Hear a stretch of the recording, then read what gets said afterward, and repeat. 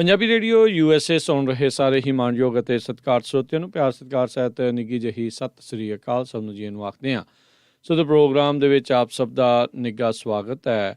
ਖਬਰ ਤੇ ਨਜ਼ਰ ਪ੍ਰੋਗਰਾਮ ਲੈ ਕੇ ਹਾਜ਼ਰ ਹੋ ਚੁੱਕੇ ਹਾਂ। ਮੈਂ ਰਾਜਕਨਵੀਰ ਸਿੰਘ। ਅੱਜ ਦਿਨ ਸ਼ਨੀਚਰਵਾਰ 24 ਦਸੰਬਰ ਜੁੜ ਚੁੱਕੇ ਨੇ ਆਪਣੇ ਨਾਲ ਪੰਜਾਬ ਤੋਂ ਮਿੰਟੂ ਗੁਰੂਸਰੀਆ ਜੀ। ਮਿੰਟੂ ਜੀ ਆਇਆਂ ਨੂੰ ਸਵਾਗਤ ਹੈ। ਸਤਿ ਸ਼੍ਰੀ ਅਕਾਲ ਜੀ। ਜੀ ਸ਼ੁਕਰੀਆ ਸਾਰਿਆਂ ਨੂੰ, ਸਤਿ ਸ੍ਰੀ ਅਕਾਲ ਜੀ। ਸਾਡੇ ਅੱਜ ਦੇ ਪ੍ਰੋਗਰਾਮ ਦੇ ਸਪਾਂਸਰ ਹਨ ਖਾਲਸਾ ਇੰਸ਼ੋਰੈਂਸ ਏਜੰਸੀ, ਜਿਨ੍ਹਾਂ ਦੇ ਕੋਲੋਂ ਤੁਸੀਂ ਹਰ ਤਰੀਕੇ ਦੀ ਇੰਸ਼ੋਰੈਂਸ ਕਰਵਾ ਸਕਦੇ ਹੋ। ਇੰਸ਼ੋਰੈਂਸ ਬਾਰੇ ਪਤਾ ਕਰਨ ਲਈ ਕਾਲ ਕਰੋ 408-272-2500। ਇਸ ਮੌਕੇ Covid California health insurance Obama care ਦੀਆਂ ਨਵੀਆਂ ਐਪਲੀਕੇਸ਼ਨਸ ਦਾ ਵਕਤ ਚੱਲ ਰਿਹਾ ਆ। ਜੇਕਰ ਤੁਸੀਂ ਹੈਲਥ ਇੰਸ਼ੋਰੈਂਸ ਲਈ ਅਪਲਾਈ ਕਰਨਾ ਚਾਹੁੰਦੇ ਹੋ, ਚੇਂਜਸ ਕਰਨਾ ਚਾਹੁੰਦੇ ਹੋ ਤਾਂ ਸੰਪਰਕ ਕਰੋ 408-272-2500 ਦੇ ਉੱਤੇ। ਨਾਲ ਹੀ ਟੇਰਕੇਨਾ ਇਮੀਗ੍ਰੇਸ਼ਨ ਲਾ ਫਰਮ, ਇਮੀਗ੍ਰੇਸ਼ਨ ਦਾ ਹੋਵੇ ਕਿਸੇ ਵੀ ਤਰੀਕੇ ਦਾ ਕੰਮ, ਕਾਲ ਅਟਰਨੀ ਜੇ ਟੇਰਕੇਨਾ 415-909-0503। ਅਤੇ ਇਸ ਦੇ ਨਾਲ Krishan Dhanota Yuba City, Baljinder Singh Nijjar Woodland, Paramjit Kaur Rangi Vacaville, Harnek Singh Pawla Indian cuisine Renton Washington, Sarabjit Singh Shokar Turlock, GN tyre and lube, ਜਿਨ੍ਹਾਂ ਦੇ ਕੋਲੋਂ ਤੁਸੀਂ truck wash, oil change, air brake ਦਾ ਕੰਮ ਕਰਵਾ ਸਕਦੇ ਹੋ। ਨਵੇਂ ਪੁਰਾਣੇ ਟਾਇਰ ਵਾਜਿਬ ਕੀਮਤਾਂ 'ਤੇ ਖਰੀਦ ਸਕਦੇ ਹੋ। ਸੈਂਟਾਨੇਲਾ 'ਚ ਲੋਕੇਸ਼ਨ ਹੈ। ਕਾਲ ਨਿਮਾ ਸਹੋਤਾ 209-277-0113। ਜੱਸੀ ਗਿੱਲ ਬੇਕਰਸਫੀਲਡ, ਬੂਟਾ ਸਿੰਘ ਰਾਣੀਪੁਰ ਫਰੈਜ਼ਨੋ। ਇਹਨਾਂ ਸਾਰਿਆਂ ਦਾ ਧੰਨਵਾਦ। ਜੇਕਰ ਤੁਸੀਂ ਜਾਂ ਕੋਈ ਹੋਰ ਕੋਈ ਜਾਣਾ ਇਸ ਪ੍ਰੋਗਰਾਮ ਨੂੰ ਸਪਾਂਸਰ ਕਰਨਾ ਚਾਹੁੰਦੇ ਹੋ, ਸੰਪਰਕ ਕਰ ਸਕਦੇ ਹੋ 408-722-7698 ਦੇ ਉੱਤੇ। ਅਤੇ ਆਓ ਗੱਲਬਾਤ ਦਾ ਸਿਲਸਿਲਾ ਸ਼ੁਰੂ ਕਰਦੇ ਹਾਂ ਅਤੇ ਨਜ਼ਰ ਮਾਰਦੇ ਜਾਈਏ। ਦਿੱਲੀ ਤੋਂ ਫਿਰ ਨਿਯੁਕਤੀਆਂ, ਪੰਜਾਬ ਵਿੱਚ ਫਿਰ ਰੌਲਾ। ਹਾਂਜੀ, ਰੌਲਾ ਰੱਪਾ ਤਾਂ ਚੱਲਦਾ ਹੀ ਰਹਿਣਾ, ਤੁਹਾਨੂੰ ਪਤਾ ਹੀ ਹੈ। ਫਿਰ ਜੀ ਇਹ ਜਿਹੜਾ ਸਿਲਸਿਲਾ ਲੋਕਾਂ ਨੇ ਸ਼ੁਰੂ ਕਰਵਾਇਆ, ਇਹ ਇੰਨੀ ਛੇਤੀ ਮੁੱਕੇਗਾ ਥੋੜੀ, ਇਹ ਚੱਲੇਗਾ। ਹਾਲੇ ਤਾਂ ਜਿਵੇਂ ਕਹਿੰਦੇ ਨਾ, ਅਭੀ ਤੋਂ ਪਾਰਟੀ ਸ਼ੁਰੂ ਹੋਈ ਹੈ। ਅਜੇ ਤਾਂ ਪਾਰਟੀ ਸ਼ੁਰੂ ਹੋਈ ਹੈ, ਅਜੇ ਤਾਂ 1 ਸਾਲ ਵੀ ਨਹੀਂ ਹੋਇਆ। ਤੇ ਖੈਰ ਦੇਖੋ, ਗੱਲ ਕੀ ਹੈ ਕਿ ਇੱਥੇ ਦਿੱਲੀਓਂ ਬੰਦੇ ਜਿਹੜੇ ਆ ਉਹ ਆਏ ਨੇ, ਸਭ ਨੂੰ ਪਤਾ ਹੈ ਇਹ ਤਾਂ ਔਨ ਰਿਕਾਰਡ ਚੀਜ਼ਾਂ ਨੇ। ਇਹਦੇ 'ਚ ਕੋਈ ਮੁਕਰਨ ਦੀ ਜਾਂ ਮੁਨਕਰ ਹੋਣ ਦੀ ਤੇ ਗੁੰਜਾਇਸ਼ ਹੀ ਨਹੀਂ ਬਾਕੀ। ਪਰ ਹੁਣ ਤਾਜ਼ਾ ਜਿਹੜੀ ਖਬਰ ਆ ਰਹੀ ਆ ਕਿ real estate regulatory authority, RERA ਕਹਿੰਦੇ ਆ ਜਿਹਨੂੰ, ਇਹ ਰੇਰਾ ਨਹੀਂ ਹੈ, ਇਹ ਕਹਿ ਸਕਦੇ ਹਾਂ ਕਿ ਮਲਾਈ ਦਾ ਭਰਿਆ ਰੇੜਾ ਹੀ ਆ, ਰੇਰਾ ਨਹੀਂ ਹੈ ਇਹ ਤਾਂ। ਬਹੁਤ ਜਿਵੇਂ ਹੁਣ ਤੁਸੀਂ ਇੱਕ ਸ਼ਬਦ ਵੇਖ ਲਿਆ ਕਿ ਰੀਅਲ ਏਸਟੇਟ, ਮਤਲਬ ਕਿ ਬਹੁਤ ਹੀ ਮਲਾਈਦਾਰ ਇਹ ਕਹਿ ਲਓ ਅਦਾਰਾ ਹੈ, ਜਿਹਦੀ ਹੁਣ ਕਹਿ ਲਓ ਕਿ ਚਾਬੀ ਜਿਹੜੀ ਹੈ ਉਹ ਚਲੇ ਜਾਏਗੀ ਦਿੱਲੀ ਦੇ ਹੱਥ।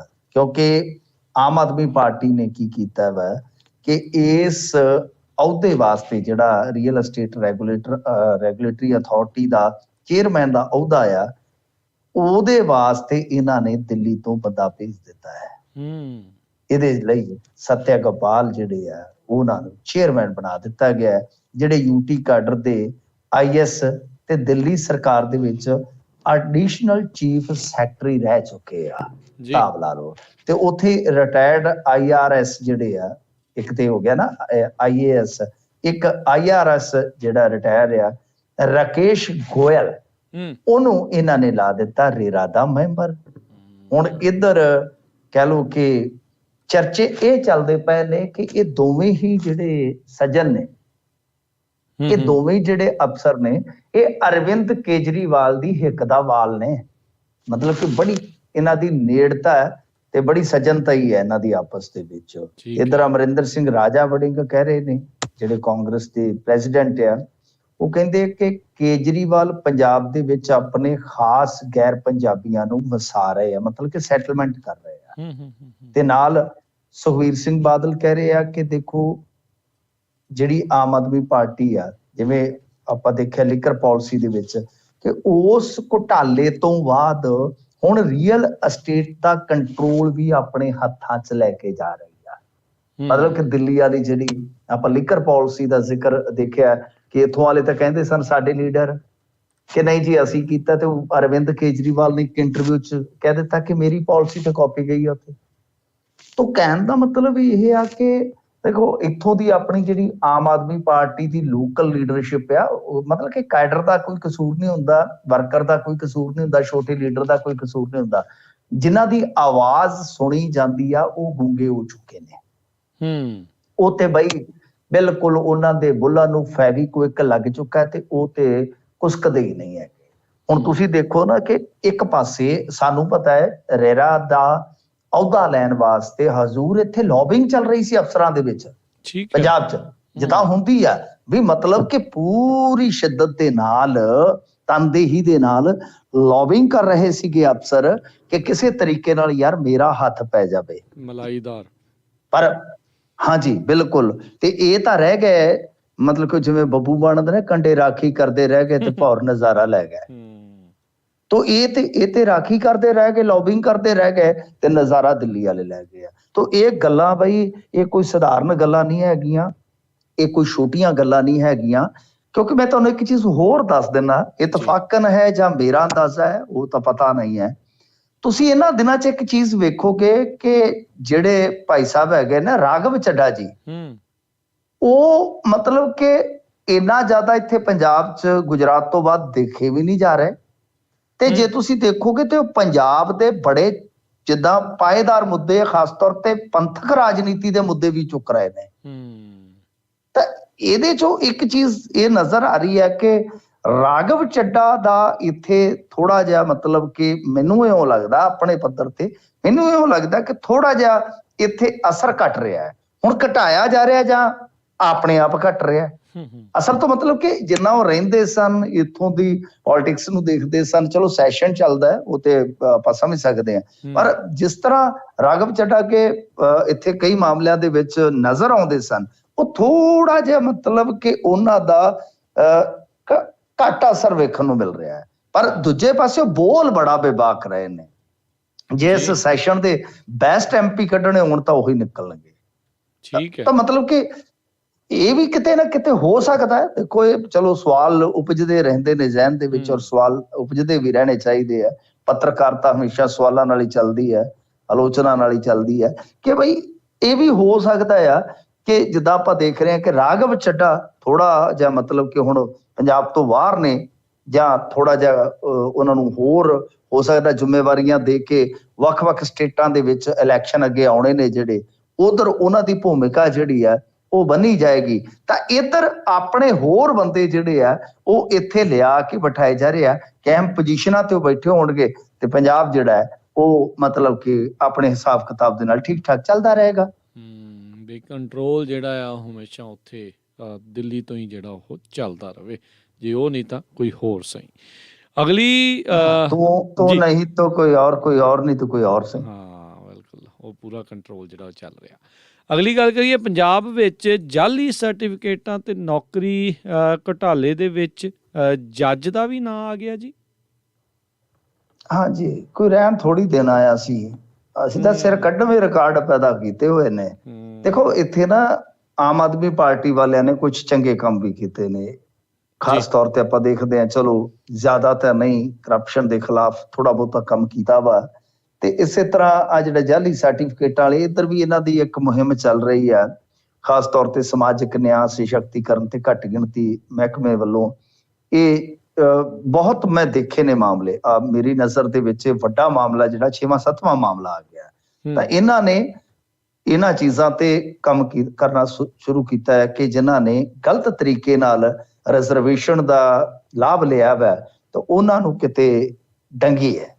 ਤਾਂ ਹੁਣ ਇਹਦੇ ਵਿੱਚ ਇਹਦੀ ਜ਼ਦ ਚ ਇੱਕ ਸੈਸ਼ਨ ਜੱਜ ਆ ਗਿਆ, ਸੈਸ਼ਨ ਜੱਜ ਜੀ। ਤਾਂ ਇਹਨਾਂ ਨੇ ਜਿਹੜਾ ਸਰਟੀਫਿਕੇਟ ਪੇਸ਼ ਕੀਤਾ ਸੀ, ਜਾਲੀ ਐਸਸੀ ਸਰਟੀਫਿਕੇਟ ਕਿਹਾ ਜਾ ਰਿਹਾ ਕਥਿਤ ਤੌਰ ਤੇ, ਕਿ ਦੇਖੋ ਇਹ ਜੱਜ ਵੀ ਮੈਂ ਤੁਹਾਨੂੰ ਦੱਸ ਦਿੰਦਾ ਕੌਣ ਆ। ਕਹਿੰਦੇ ਆ ਕਿ 19 ਦਸੰਬਰ 2022 ਨੂੰ ਨੋਟਿਸ ਭੇਜ ਕੇ 2 ਹਫ਼ਤਿਆਂ ਦੇ ਅੰਦਰ ਅੰਦਰ ਇਹਨਾਂ ਨੂੰ ਆਪਣਾ ਜਵਾਬ ਦਾਖਲ ਕਰਨ ਵਾਸਤੇ ਡਾਇਰੈਕਟਰ ਨੇ ਕਿਹਾ ਹੈ, ਵਧੀਕ ਸੈਸ਼ਨ ਜੱਜ ਨੂੰ। ਜਿਹੜੇ ਇਸ ਨੋਟਿਸ ਦੇ ਵਿੱਚ ਸ਼ਬਦ ਲਿਖੇ ਗਏ ਨੇ ਕਿ ਫਾਜ਼ਿਲਕਾ ਦੇ ਵਕੀਲ ਸੁਖਪਾਲ ਸਿੰਘ ਨੇ ਵਧੀਕ ਸੈਸ਼ਨ ਜੱਜ ਖਿਲਾਫ 24 ਮਈ 2002 ਨੂੰ ਜਾਲੀ ਜਾਤੀ ਸਰਟੀਫਿਕੇਟ ਬਣਾਉਣ ਬਾਰੇ 14 ਦਸੰਬਰ 2022 ਨੂੰ ਸ਼ਿਕਾਇਤ ਕੀਤੀ ਸੀ।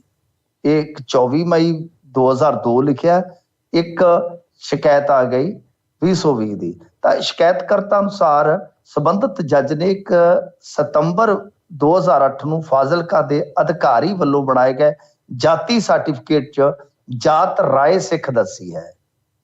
ਤੇ ਫਿਰ ਜਦ ਕਿ 24 ਮਈ 2002 ਨੂੰ ਸ਼੍ਰੀ ਮੁਕਤਸਰ ਸਾਹਿਬ ਦੇ ਅਧਿਕਾਰੀ ਵੱਲੋਂ ਬਣਾਏ ਗਏ ਜਾਤੀ ਸਰਟੀਫਿਕੇਟ 'ਚ ਜਾਤ ਸਿਰਕੀਬੰਦ ਦੱਸੀ ਹੈ। ਮਤਲਬ ਇਹਨੂੰ ਹੁਣ ਆਪਾਂ ਸਿੰਪਲੀਫਾਈ ਕਰੀਏ ਤਾਂ ਜਿਹੜਾ 2002 ਵਾਲਾ ਜਿਹੜਾ ਸਰਟੀਫਿਕੇਟ ਆ ਉਹ ਤਾਂ ਉਹਨੂੰ ਜਾਤ ਦੇ ਤੌਰ ਤੇ ਸਿਰਕੀਬੰਦ ਕਰਾਰ ਦੇ ਰਿਹਾ ਵਾ।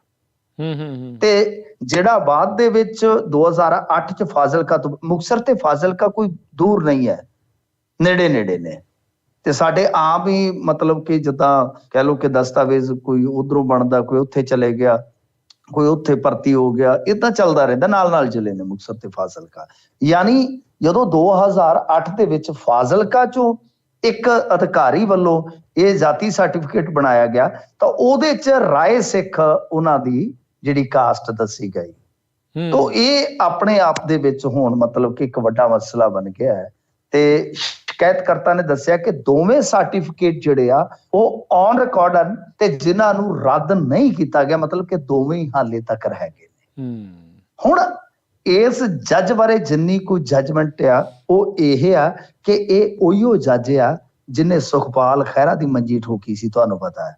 ਤੇ ਇਹੋ ਜਿਹਾ ਕੰਮ ਕਰ ਦਿੱਤਾ ਰਾਜ ਕਰਨਵੀਰ ਸਿੰਘ ਜੀ ਕਿ ਸੁਪਰੀਮ ਕੋਰਟ ਵੀ ਚੱਕਰਾਂ ਚ ਪਈ ਖਲੋਤੀ ਆ। ਸੁਪਰੀਮ ਕੋਰਟ ਵੀ ਕਿਉਂਕਿ ਇਹਨਾਂ ਨੇ ਇੱਕ ਪਾਸੇ ਉਸ ਡਰੱਗ ਕੇਸ ਦੇ ਵਿੱਚ ਜਿਹੜੇ ਦੋਸ਼ੀ ਸਨ ਉਹਨਾਂ ਨੂੰ ਸਜ਼ਾ ਦੇ ਦਿੱਤੀ, ਸਜ਼ਾ ਯਾਫਤਾ ਕਰ ਦਿੱਤਾ, ਤੇ ਸੇਮ ਡੇ ਉਸੇ ਦਿਨ ਸੁਖਪਾਲ ਖਹਿਰਾ ਨੂੰ ਇਹਨਾਂ ਨੇ ਸਮਨ ਕਰ ਦਿੱਤਾ। ਇਹ ਜੱਜ ਸਾਹਿਬ ਨੇ ਅੱਜ ਤੱਕ ਜੋ ਨਹੀਂ ਹੋਇਆ ਸੀ ਉਹ ਕੀਤਾ ਕਿ ਇੱਕ ਕੇਸ ਦਾ ਜਦੋਂ ਫੈਸਲਾ ਹੋ ਗਿਆ, ਫੈਸਲੇ ਵਾਲੇ ਦਿਨ ਕਿਸੇ ਨੂੰ ਸਮਨ ਕਰ ਰਹੇ ਹੋ, ਤਾਂ ਸੁਪਰੀਮ ਕੋਰਟ ਵੀ ਚੱਕਰਾਂ 'ਚ ਪੈ ਗਿਆ ਕਿ ਕੀ ਇਹ ਐਸਾ ਸੰਭਵ ਹੈ ਕਿ ਜਦੋਂ ਕੇਸ ਹੀ ਨਿਬੜ ਗਿਆ, ਸਜ਼ਾ ਹੀ ਕਰ ਦਿੱਤੀ, ਤਾਂ ਸੁਪਰੀਮ ਕੋਰਟ ਦੀ ਉਹ ਬੈਂਚ ਨੇ ਇੱਕ ਸਪੈਸ਼ਲ ਬੈਂਚ ਨੂੰ ਕੇਸ ਘੱਲਿਆ ਸੀਗਾ ਬਾਅਦ 'ਚ, ਹਿਸਾਬ ਲਾ ਲਓ। ਤਾਂ ਬਈ ਜਿੱਥੇ ਹੁਣ ਇਸ ਮਾਮਲੇ ਹੀ ਇਹੋ ਜਿਹੇ ਹੋਣ ਤੇ ਉੱਥੇ ਫੈਸਲੇ ਫਿਰ ਕਿਹੋ ਜਿਹੇ ਹੋਣਗੇ। ਆਂਦੇ ਹੁੰਦੇ ਨੇ ਜਿਹੋ ਜਿਹੇ ਆਲੇ ਉਹੋ ਜਿਹੇ ਕੁਝੇ। ਸੋ ਤੇਰੇ ਪਤਾ ਨਹੀਂ ਜਿੱਥੇ ਵੀ ਹੱਥ ਲਾਉਂਗੇ ਇੱਦਾਂ ਦੀਆਂ ਕਿੰਨੀਆਂ ਚੀਜ਼ਾਂ ਜਿਹੜੀਆਂ ਹੋਰ ਦਿਖਣਗੀਆਂ, ਲੱਭਣਗੀਆਂ। ਸੋ ਰੱਬ ਹੀ ਰਾਖਾ ਜੀ। ਅਗਲੀ ਮਿੰਟੂ ਜੀ ਗੱਲ ਕਰਦੇ ਜਾਈਏ, ਪੰਜਾਬ ਵਿੱਚ ਫਿਰ ਤੋਂ ਸਿਆਸੀ ਮੁੱਦਾ ਬਣੇਗਾ ਡਰੱਗ। ਜੀ ਗੱਲ ਇਹ ਆ ਕਿ ਜਿਹੜੀ ਹੁਣ ਡਰੱਗ ਦੀ ਕਹਾਣੀ ਹੈ ਉਹ ਵੇਖੋ ਕਾਂਗਰਸ ਵੀ ਨਹੀਂ ਦੁਹਰਾ ਸਕਦੀ, ਅਕਾਲੀ ਵੀ ਨਹੀਂ ਦੁਹਰਾ ਸਕਦੇ ਤੇ ਆਮ ਆਦਮੀ ਪਾਰਟੀ ਵੀ ਨਹੀਂ। ਤੇ ਤਿੰਨੇ ਹੀ ਮਤਲਬ ਕਿ ਆਪੋ ਆਪਣੀ ਜਗ੍ਹਾ ਤੇ ਨਮੋਸ਼ ਖੜੇ ਆ ਤੇ ਖਾਮੋਸ਼ ਖੜੇ ਆ। ਕਿਉਂਕਿ ਅਰਵਿੰਦ ਕੇਜਰੀਵਾਲ ਨੇ ਵੀ ਦਾਅਵਾ ਕੀਤਾ, ਅਮਰਿੰਦਰ ਸਿੰਘ ਨੇ ਵੀ ਦਾਅਵਾ ਕੀਤਾ ਤੇ ਦਾਅਵਾ ਸੁਖਬੀਰ ਸਿੰਘ ਬਾਦਲ ਵੀ ਕਰ ਗਿਆ ਜੀ। ਤੇ ਇਹ ਜਿਹੜੀ ਜੜ ਸੀ ਉਹ ਨਹੀਂ ਪੁੱਟੀ ਗਈ। ਅਸੀਂ ਹਰੇਕ ਵਾਰੀ ਕਿਹਾ ਕਿ ਐਸਾ ਸੰਭਵ ਹੀ ਨਹੀਂ ਹੈ, ਕਿਉਂਕਿ ਨਾ ਤੁਹਾਡੇ ਕੋਲ ਵਿਜ਼ਨ ਆ, ਨਾ ਤੁਹਾਡੇ ਕੋਲ ਜੁਰਤ ਆ, ਨਾ ਤੁਹਾਡੇ ਕੋਲ ਮੈਕੈਨਿਜ਼ਮ ਆ, ਨਾ ਤੁਹਾਡੇ ਕੋਲ ਸੋਸ਼ਲ ਅਧਿਐਨ ਨੇ। ਇਹ ਚੀਜ਼ਾਂ ਤੋਂ ਬਗੈਰ, ਕਿਉਂਕਿ ਨਸ਼ਾ ਤੇ ਖਤਮ ਕਰਨਾ ਤਾਂ ਤੁਸੀਂ ਮੈਨੂੰ ਦੱਸ ਦਿਓ ਯੂਐਸ 'ਚ ਸੰਭਵ ਹੈ? ਅਜੇ ਤੱਕ ਤਾਂ ਨਹੀਂ ਹੋਇਆ। ਯੂਐਸ ਦੇ ਨਾਲੋਂ ਵੱਧ ਤਾਂ ਨਹੀਂ ਅਸੀਂ ਹੈਗੇ, ਆਧੁਨਿਕ ਨਹੀਂ ਹੈਗੇ ਅਸੀਂ। ਤਾਂ ਗੱਲ ਇਹ ਆ ਕਿ ਕੈਨੇਡਾ 'ਚੋਂ ਪੁੱਛ ਲਓ, ਆ ਪੰਜਾਬੀ ਰਹਿੰਦੇ ਨਾ।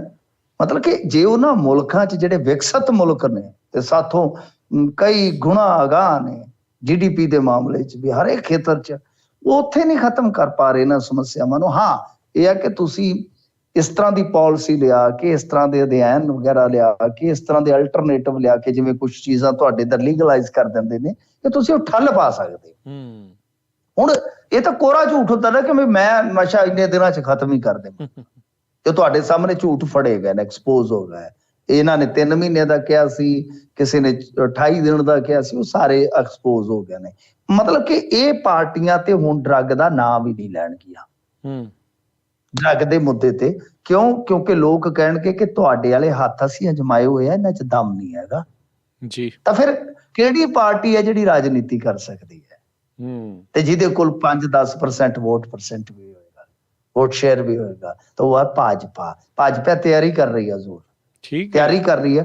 ਉਹਨਾਂ ਨੇ ਤਾਂ ਵੈਸੇ ਉੱਤੇ ਵੀ ਤੁਹਾਨੂੰ ਪਤਾ ਸਦਨ 'ਚ ਖਲੋ ਕੇ ਵੀ ਕਹਿ ਦਿੱਤਾ ਕਿ ਸਾਲ 2 ਦੇ ਦਿਓ ਤੇ ਵੇਖਿਓ ਤਸੱਲੀ ਅਸੀਂ ਕਿਵੇਂ ਕਰਾਉਨੇ ਆ ਹੁਣ। ਤੇ ਉਹਨਾਂ ਨੇ ਤਾਂ ਜ਼ਰੂਰ ਇੱਥੋਂ ਤੱਕ ਅਧਿਕਾਰ ਦੇ ਦਿੱਤਾ BSF ਨੂੰ, ਉਹ ਪਰਚਾ ਵੀ ਪੰਜਾਬ ਪੁਲਿਸ ਨੂੰ ਨਹੀਂ ਦੇਣਗੇ। ਉਹ ਕਹਿੰਦੇ ਕਿ ਸਿੱਧਾ ਪਰਚਾ NIA ਨੂੰ ਦਿਓ ਤੁਸੀਂ, ਜੇ ਤੁਹਾਨੂੰ ਲੱਗਦਾ ਹੈ। ਮਤਲਬ ਕਿ ਕਹਾਣੀ ਇੱਥੋਂ ਤੱਕ ਚਲੇ ਗਈ ਆ। ਤਾਂ ਖੈਰ ਹੁਣ ਅੰਦਰੋਂ ਗੱਲ ਇਹ ਸੁਣ ਰਹੇ ਆ ਕਿ ਬਈ ਭਾਜਪਾ ਪੂਰੇ ਤਿਆਰੀ ਦੇ ਨਾਲ ਆਪਣੇ ਕਮਰ ਕੱਸੇ ਕੱਸ ਚੁੱਕੀ ਆ ਕਿ ਬਈ ਅਸੀਂ ਹੁਣ ਸੰਗਠਨਾਤਮਕ ਢਾਂਚਾ ਜਿਹੜਾ ਉਹ ਤਿਆਰ ਕਰ ਰਹੇ ਆ। ਤਿਆਰੀ ਉਹਦੀ ਹੋ ਵੀ ਰਹੀ ਆ। ਤੁਸੀਂ ਉਸ ਸੰਗਠਨਾਤਮਕ ਢਾਂਚੇ ਦੀ ਇੱਕ ਰਚਨਾ ਦੇਖੋਗੇ ਜੇ, ਤਾਂ ਉਹਦੇ ਚ ਵੀ ਜਿਹੜੇ ਜੈਨੀ ਵਰਗੇ ਜਾਂ ਗਰੇਵਾਲ ਵਰਗੇ ਲੀਡਰ ਆ ਉਹ ਤੁਹਾਨੂੰ ਨਦਾਰਦ ਨਜ਼ਰ ਆਉਣਗੇ, ਜਿਹੜੇ ਕਿਸਾਨ ਵਿਰੋਧੀ ਰਹੇ ਨੇ। ਤਾਂ ਮਤਲਬ ਕਿ ਉਹਨਾਂ ਨੂੰ ਬਾਹਰ ਕਰ ਦਿੱਤਾ ਗਿਆ।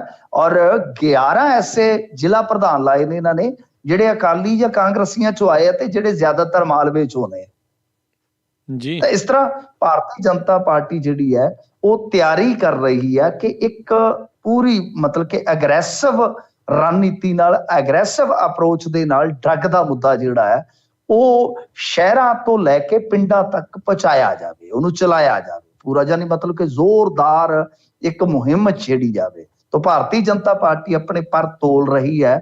ਹੁਣ ਦੇਖਣਾ ਹੋਏਗਾ।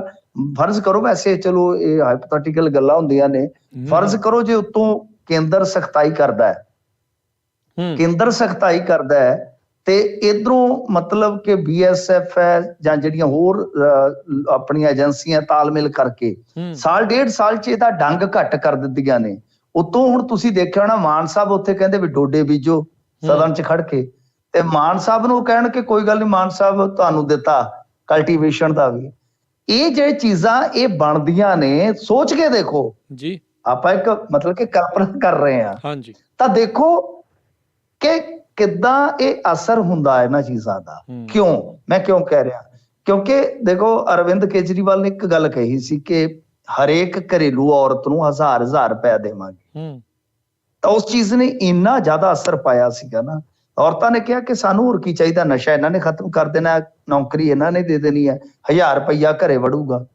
ਮਤਲਬ ਕਿ ਔਰਤਾਂ ਨੇ ਏਡੀ ਧੜੱਲੇ ਨਾਲ ਵੋਟ ਕੀਤੀ ਹੈ ਨਾ ਆਮ ਆਦਮੀ ਪਾਰਟੀ ਨੂੰ, ਗੱਲ ਹੀ ਛੱਡ ਦੋ। ਸ਼ਰਾਬਬੰਦੀ ਦੀ ਮਿਸਾਲ ਲੈ ਲਓ ਬਿਹਾਰ ਦੇ ਵਿੱਚੋਂ, ਦੁਖੀ ਔਰਤਾਂ ਸੀ, ਮਰਦ ਤਾਂ ਸ਼ਰਾਬ ਪੀ ਕੇ ਮੁੱਛ ਨੂੰ ਵੱਟ ਦਿੰਦੇ ਆ ਨਾ, ਬਸਰੂਰ ਆਇਆ, ਤਾਂ ਉਹ ਵਿਚਾਰੀਆਂ ਭੁਗਤ ਭੋਗੀ ਸੀ। ਤੇ ਜਦੋਂ ਸ਼ਰਾਬਬੰਦੀ ਕੀਤੀ ਤਾਂ ਦੇਖ ਲਓ ਨਿਤੀਸ਼ ਕਾਮਯਾਬ ਹੋ ਗਿਆ। ਮਤਲਬ ਕਿ ਇਹਨਾਂ ਚੀਜ਼ਾਂ ਦਾ ਮੈਂ ਮਿਸਾਲੀ ਤੌਰ ਤੇ ਇਹ ਗੱਲ ਕਹਿ ਰਿਹਾ ਵਾਂ ਕਿ ਇਹਨਾਂ ਚੀਜ਼ਾਂ ਦਾ ਅਸਰ ਜਿਹੜਾ ਹੈ ਨਾ ਉਹ ਫਿਰ ਜੋ ਪਰਿਵਾਰ ਨੂੰ ਚਲਾਉਣ ਵਾਲੇ ਹੁੰਦੇ ਆ ਉਹਨਾਂ ਤੇ ਪੈਂਦਾ ਹੈ, ਜਿਹੜੇ ਭੁਗਤ ਭੋਗੀ ਹੁੰਦੇ ਉਹਨਾਂ ਤੇ ਪੈਂਦਾ। ਤਾਂ ਇਸ ਕਰਕੇ ਇਹ ਡਰੱਗ ਨੂੰ ਮਤਲਬ ਕਿ ਇੱਕ ਅਹਿਮ ਮੁੱਦਾ ਬਣਾ ਕੇ 3 ਮਹੀਨਿਆਂ ਦੇ ਵਿੱਚ ਕਹਿੰਦੇ ਆ ਕਿ ਬਈ ਜਿਹੜੇ ਵਾਅਦੇ ਕਰਨ ਵਾਲੇ ਸਨ ਤਾਂ ਉਹਨਾਂ ਦੇ ਖਿਲਾਫ ਹੁਣ ਅਸੀਂ ਮੁਹਿੰਮ ਚਲਾ ਕੇ ਤੇ ਆਪਣੇ ਆਪ ਨੂੰ ਮਜ਼ਬੂਤ ਕਰਾਂਗੇ। ਤਾਂ ਐਸਾ ਹੋ ਵੀ ਸਕਦਾ, ਯਾਨੀ ਹਾਲੇ ਤਾਂ ਆਪਾਂ ਕਲਪਨਾ ਦੇ ਲਿਹਾਜ਼ ਨਾਲ ਗੱਲ ਕਰ ਰਹੇ ਹਾਂ, ਇੱਕ ਮਤਲਬ ਕਿ ਆਪਾਂ ਇਮੇਜਿਨੇਸ਼ਨ ਕਰ ਰਹੇ ਹਾਂ ਕਿ ਏਦਾਂ ਹੋ ਸਕਦਾ। ਪਰ ਇਹ ਚੀਜ਼ਾਂ ਜਿਹੜੀਆਂ ਨੇ ਰਾਜਨੀਤੀ 'ਚ ਸੰਭਵ ਵੀ ਹੁੰਦੀਆਂ ਤੇ ਅਸੰਭਵ ਵੀ ਹੁੰਦੀਆਂ, ਦੋਨੇ ਗੁੰਜਾਇਸ਼ਾਂ ਹੁੰਦੀਆਂ ਨੇ। ਜੀ ਜੀ, ਪਰ ਇਹ ਆ ਵੀ ਬਿਲਕੁਲ ਇਹ ਵਰਤ ਸਕਦੇ ਨੇ, ਇਦਾਂ ਦੇ ਹੱਥਕੰਡੇ ਜਿਹੜੇ ਆ ਉਹਨਾਂ ਦੇ ਕੋਲ ਹਨ ਤੇ ਉਹ ਡੈਫੀਨੇਟਲੀ ਆਧਾਰ ਆਪਣਾ ਵਧਾਉਣ ਦੇ ਲਈ ਇਹ ਕੁਛ ਕਰ ਸਕਦੇ ਆ। ਅਗਲੀ ਮਿੰਟੂ ਜੀ ਗੱਲ ਕਰੀਏ, ਜੱਜ ਨੋਟ ਕਾਂਡ ਦਾ ਫੈਸਲਾ ਟਲਿਆ। ਅੱਜ ਤੇ ਜੱਜਾਂ ਦੇ ਦਿਵਾਲੀ ਹੋ ਗਏ ਜੇ। ਖੈਰ ਗੱਲ ਇਹ ਆ ਕਿ ਬਈ ਮਸਲਾ ਇਹ ਆ ਕਿ ਇਹ ਜੱਜ ਨੋਟ ਕਾਂਡ ਸ਼ਾਇਦ ਤੁਹਾਨੂੰ ਯਾਦ ਹੋਏਗਾ, ਇਹ ਵਾਪਰਿਆ ਸੀ ਆਪਣੇ ਪੰਜਾਬ ਦੇ ਵਿੱਚ ਹੀ। ਪੰਜਾਬ ਹਰਿਆਣਾ ਹਾਈ ਕੋਰਟ ਦੇ ਜੱਜ ਸਨ ਬੀਬੀ ਨਿਰਮਲਜੀਤ ਕੌਰ, ਉਹਨਾਂ ਦੇ ਘਰੇ ਇੱਕ ਨੋਟਾਂ ਦਾ ਬੈਗ ਚਲੇ ਗਿਆ ਸੀ।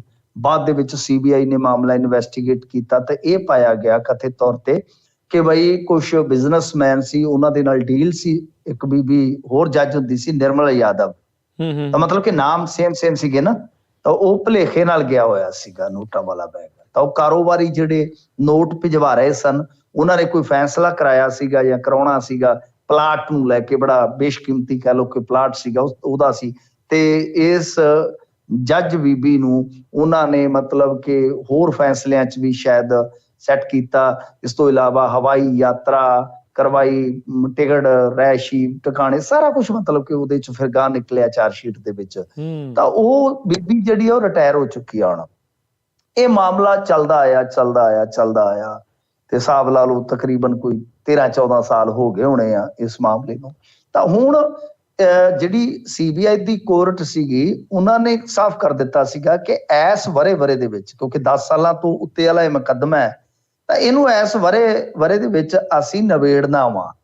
ਤਾਂ ਬਿਲਕੁਲ ਹੁਣ ਮਤਲਬ ਕਿ ਕੁਝ ਦਿਨ ਰਹਿ ਗਏ ਸਨ, ਜ਼ਿਰਾ ਵੀ ਜਿਹੜੀ ਆ ਤਕਰੀਬਨ ਹੋ ਚੁੱਕੀ ਸੀਗੀ, ਪਰ ਸੀਬੀਆਈ ਹੀ ਕੋਰਟ ਦੇ ਵਿੱਚੋਂ ਹਾਈ ਕੋਰਟ 'ਚ ਚਲੇ ਗਏ ਇਸ ਫੈਸਲੇ ਨੂੰ ਰੁਕਵਾਉਣ ਲਈ। ਤਾਂ ਜਿਹੜਾ ਹੁਣ 6 ਮਹੀਨੇ ਵਾਸਤੇ ਸਟੇ ਕਰ ਦਿੱਤਾ ਗਿਆ, ਦੱਸਿਆ ਇਹ ਜਾ ਰਿਹਾ ਜਿੰਨੀ ਕੋ ਗੱਲ ਸੁਣਨ ਨੂੰ ਮਿਲ ਰਹੀ ਹੈ ਕਿ ਦਰਅਸਲ ਸੀਬੀਆਈ ਕੁਝ ਗਵਾਹਾਂ ਦੀ ਗਵਾਹੀ ਤੋਂ ਕਿਤੇ ਨਾ ਕਿਤੇ ਚਿੰਤਤ ਹੈ, ਜਿਹੜੇ ਗਵਾਹੀ ਮੁਕਰ ਗਏ ਜਾਂ ਜਿਨ੍ਹਾਂ ਦੀ ਗਵਾਹੀ ਦੁਬਾਰਾ ਕਰਵਾਉਣ ਵਾਲੀ ਬਣਦੀ ਹੈ। ਮਤਲਬ ਤੁਸੀਂ ਸਮਝ ਗਏ ਨਾ ਕਿ ਸੀਬੀਆਈ ਨੂੰ ਲੱਗਿਆ ਕਿ ਜਿਹੜਾ ਇਹ ਟ੍ਰਾਇਲ ਕੋਰਟ ਹੈ, ਤਾਂ ਇਸ ਟ੍ਰਾਇਲ ਕੋਰਟ ਦੇ ਵਿੱਚ ਜਿਹੜੇ ਗਵਾਹ ਭੁਗਤਾਏ ਜਾਣੇ ਸੀ ਜਾਂ ਭੁਗਤਣੇ ਚਾਹੀਦੇ ਸੀਗੇ, ਤਾਂ ਬਈ ਉਹ ਕੁਝ ਮੁਕਰੇ ਨੇ, ਤੇ ਉਹਨਾਂ ਦੀ ਜੇ ਗਵਾਹੀ ਨਹੀਂ ਹੁੰਦੀ ਤਾਂ ਹੋ ਸਕਦਾ ਹੈ ਫੈਸਲਾ ਤਾਂ, ਕਿਉਂਕਿ ਜੱਜ ਸਾਹਿਬ ਨੇ ਤਾਂ ਕਿਹਾ ਕਿ 23 ਚੜ੍ਹਨ ਤੋਂ ਪਹਿਲਾਂ ਨਿਬੇੜਨਾ, ਤਾਂ ਉਹ ਫੈਸਲਾ ਹੋ ਸਕਦਾ ਹੈ ਕਿ ਏਜੰਸੀ ਦੇ ਉਲਟ ਆ ਜਾਵੇ। ਤਾਂ ਉਹਨਾਂ ਨੇ ਸਟੇ ਕਰਵਾ ਲਿਆ ਤਾਂ ਕਿ ਜਿਹੜੀ ਗਵਾਹ ਨੇ ਕੁਝ ਮਤਲਬ ਕਿ ਜਾਂ ਮੁਕਰੇ ਨੇ ਜਾਂ ਜਿਹੜੀ ਗਵਾਹੀ ਮਤਲਬ ਕਿ ਕ੍ਰਾਸ ਐਗਜ਼ਾਮਨ ਕਰਕੇ ਦੁਬਾਰਾ ਕਰਵਾਈ ਜਾ ਸਕਦੀ ਹੈ, ਤਾਂ ਉਹ ਇਸ ਕਰਕੇ 6 ਮਹੀਨਿਆਂ ਦਾ ਸਟੇ ਕਰਵਾ ਆਏ ਨੇ। ਜੀ ਬਿਲਕੁਲ। ਅਗਲੀ ਮਿੰਟੋ ਜੀ ਗੱਲ ਆਪਾਂ ਕਰੀਏ, RSS ਪਹਿਲੀ ਵਾਰ ਕ੍ਰਿਸਮਸ ਤੇ ਭੋਜ ਦੇਵੇਗੀ। ਹਾਂਜੀ, ਦੇਖਿਆ ਤੁਸੀਂ, ਇਹਨੂੰ ਕਹਿੰਦੇ ਨੇ ਕਿ ਮੌਕੇ ਦੇ ਹਿਸਾਬ ਨਾਲ ਚੌਕੇ। ਤਾਂ ਕਿੱਥੇ ਤਾਂ ਈਸਾਈਆਂ ਦੇ ਖਿਲਾਫ ਇਹਨਾਂ ਨੇ ਪੂਰਾ ਪ੍ਰਚਾਰ ਕੀਤਾ। ਇੱਥੇ ਪੰਜਾਬ ਦੇ ਵਿੱਚ ਵੀ ਮਾਹੌਲ ਜਦੋਂ ਬਣਿਆ ਤੇ ਸਭ ਤੋਂ ਪਹਿਲਾਂ ਇਹਨਾਂ ਦੇ ਬੰਦਿਆਂ ਨੇ ਹੀ ਤਾਂ ਟਵੀਟ ਕੀਤੇ ਸੀਗੇ ਨਾ। ਸਹੀ ਗੱਲ। ਉਸ ਤੋਂ ਬਾਅਦ ਫਿਰ ਮਾਹੌਲ ਬਣਦਾ ਗਿਆ। ਤਾਂ ਕਿੱਥੇ ਹੁਣ ਤੁਸੀਂ ਵੇਖੋ ਕਿ ਬਈ ਕੇਂਦਰੀ ਮੰਤਰੀ ਜਿਹੜੇ ਜੌਨ ਬਾਰਲਾ ਮੇਘਾਲਿਆ ਹਾਊਸ ਦੇ ਵਿੱਚ ਕਹਿੰਦੇ ਕਿ ਸ਼ੁੱਕਰਵਾਰ ਨੂੰ ਕ੍ਰਿਸਮਸ ਭੋਜ ਦੀ ਮੇਜ਼ਬਾਨੀ ਕਰਨਗੇ। ਕਮਾਲ ਦੀ ਗੱਲ ਹੈ। ਦੇਖੋ, ਤਾਂ ਇਹ ਦੇਖੋ ਕਿੱਡੀ ਵੱਡੀ ਗੱਲ ਹੈ। ਤਾਂ ਇਹ ਖਬਰ ਜਿਹੜੀ ਆਈ 2-3 ਦਿਨ ਪਹਿਲਾਂ, ਇਹਨੇ ਵਾਕਿਆ ਸਭ ਨੂੰ ਪਰੇਸ਼ਾਨ ਕਰ ਦਿੱਤਾ ਕਿ ਹਾਂ ਯਾਰ, ਕ੍ਰਿਸਮਸ ਦੀ ਇਹ ਮਤਲਬ ਕਿ ਪੂਰੀ ਵਧਾਈ ਦੇ ਰਹੇ ਆ, ਭੋਜ ਦੇ ਰਹੇ ਆ, ਇਹ ਕਾਹਦੇ ਕਰਕੇ ਆ ਬਈ। ਸੋ ਗੱਲ ਇਹ ਆ ਕਿ ਤੁਸੀਂ ਮੇਘਾਲਿਆ ਸ਼ਬਦ ਪੜ੍ਹ ਲਿਆ ਵਿੱਚ ਜੀ, ਈਸਾਈ ਮੰਚ ਨੂੰ ਪੜ੍ਹ ਲਿਆ, RSS ਨੂੰ ਪੜ੍ਹ ਲਿਆ। ਇਹਦੇ ਚ ਕੀ ਹੈ ਰਾਜ ਕਰਨਵੀਰ ਸਿੰਘ ਜੀ, ਕਿ ਜੇ ਤੁਸੀਂ ਦੇਖੋਗੇ ਤਾਂ ਕੇਰਲ ਦੇ ਵਿੱਚ 18% ਈਸਾਈ ਵੋਟਰ ਹੈ। ਠੀਕ ਹੈ ਜੀ। ਨਾਰਥ ਈਸਟ ਦੇ ਵਿੱਚ ਤਾਂ ਕੁਝ ਸੂਬੇ ਤੁਹਾਨੂੰ ਜਿਵੇਂ ਲਾ ਲਓ ਮੇਘਾਲਿਆ, ਨਾਗਾਲੈਂਡ, ਮਿਜ਼ੋਰਮ 70% ਬਸ ਉਹ ਮਿਲ ਜਾਏਗੀ। 70% ਹਿਸਾਬ ਲਾ ਲਓ। ਤਾਂ ਮਤਲਬ ਕਿ ਜਿੱਥੇ 4-5 ਸਟੇਟਾਂ 'ਚ, ਕਿਉਂਕਿ ਇਹ ਕਿਸ ਤਰ੍ਹਾਂ ਦੀ ਘੱਟ ਗਿਣਤੀ ਹੈ ਈਸਾਈ, ਜਿਹੜੀ ਇੱਕ ਤੋਂ, ਜਿਵੇਂ ਹੁਣ ਸਿੱਖ ਤਾਂ ਇੱਕ ਸੂਬੇ 'ਚ ਬਹੁ ਗਿਣਤੀ ਆ ਗਿਆ, ਇਹ ਇੱਕ ਸੂਬੇ ਤੋਂ ਨਹੀਂ, ਆਪਾਂ ਕਹਿ ਸਕਦੇ ਕਿ 2-3 ਸੂਬਿਆਂ 'ਚ ਬਹੁ ਗਿਣਤੀ 'ਚ ਨੇ ਜੀ। ਸੋ ਫਿਰ ਗੱਲ ਤਾਂ ਵੋਟਾਂ ਦੀ ਹੈ ਨਾ, ਵੋਟਾਂ ਦੀ ਹੈ। ਤਾਂ ਵੇਖ ਲਓ, ਹਿਸਾਬ ਲਾ ਲਓ ਕਿ ਲੋਕਾਂ ਨੂੰ ਵੰਡ ਕੇ, ਲੋਕਾਂ ਨੂੰ ਦਫਾੜ ਕਰਕੇ, ਆਮੋ ਸਾਹਮਣੇ ਕਰਕੇ, ਧਰਮ ਪਰਿਵਰਤਨ ਦੇ ਨਾਮ ਤੇ ਪੂਰਾ ਜਚਾ ਕੇ ਤੇ ਹੁਣ ਉਹਨਾਂ ਨੂੰ ਪਲੋਸਣ ਤੁਰ ਪਏ। ਇਹੀ ਰਾਜਨੀਤੀ ਹੁੰਦੀ ਹੈ ਜੀ ਬਿਲਕੁਲ। ਅਗਲੀ ਮਿੰਟੂ ਜੀ ਆਪਾਂ ਗੱਲ ਕਰੀਏ, ਪੰਜਾਬੀਆਂ ਦੇ ਮੋਢਿਆਂ ਤੇ ਹਾਕੀ ਵਰਲਡ ਕੱਪ ਜਿਤਾਉਣ ਦਾ ਦਾਰਮਦਾਰ।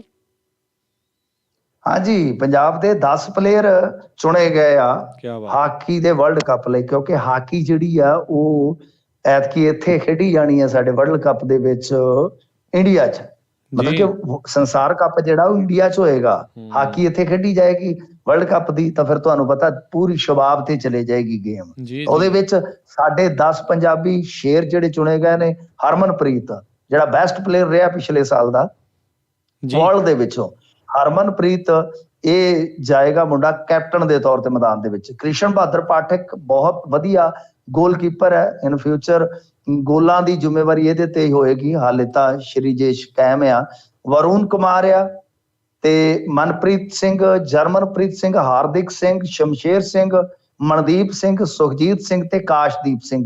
ਇਹ 10 ਖਿਡਾਰੀ ਸਾਡੇ ਜਿਹੜੇ ਆ ਉਹ ਵਰਲਡ ਕੱਪ ਦੇ ਵਿੱਚ ਜ਼ੋਰ ਦਿਖਾਉਣਗੇ। ਤੇ ਤੁਹਾਨੂੰ ਯਾਦ ਹੋਏਗਾ ਓਲੰਪਿਕ ਦੇ ਵਿੱਚ ਵੀ ਸਾਡੇ 11 ਪੰਜਾਬੀ ਚੁਣੇ ਗਏ ਸੀ ਤੇ ਉਹਨਾਂ ਨੇ ਉਦੋਂ ਤਗਮਾ ਫੁੰਡ ਲਿਆ ਸੀਗਾ, ਇਤਿਹਾਸ ਬਣਾ ਦਿੱਤਾ ਸੀਗਾ।